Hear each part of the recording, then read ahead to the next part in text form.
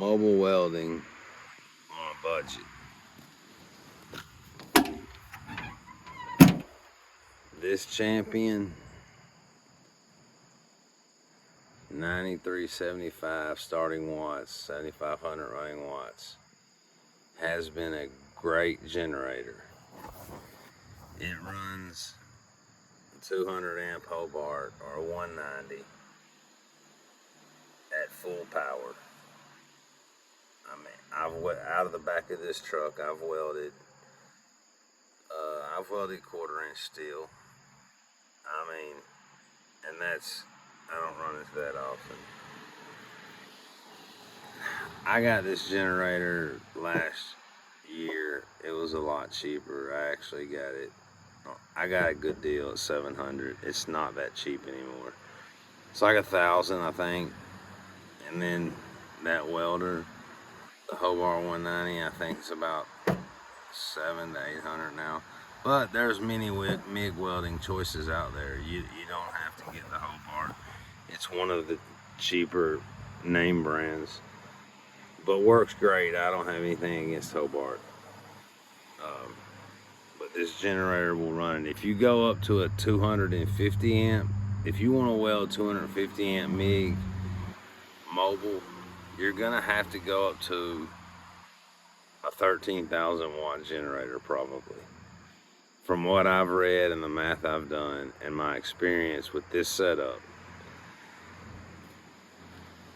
to go more than 200 amps, you're gonna need more than 10,000 watts. And I'm actually thinking about moving up soon to a 15,000 watt generator and a 250 amp MIG welder,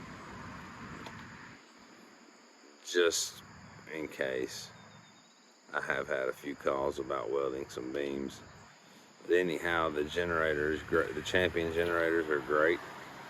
I have no complaints. It's electric start, starts every single time. It's never died because of being overloaded.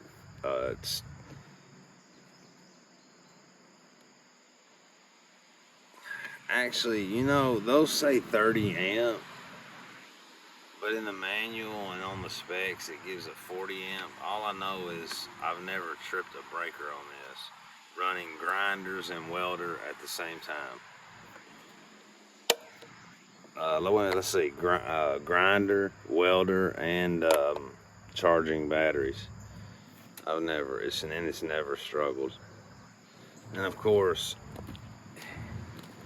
you can't see, but it has, well, you can see a little bit.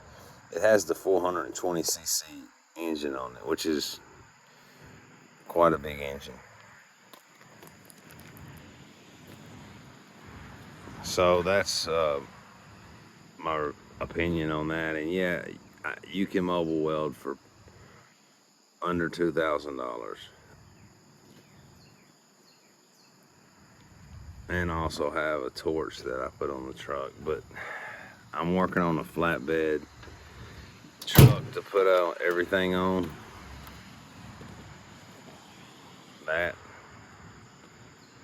That'll be a later video.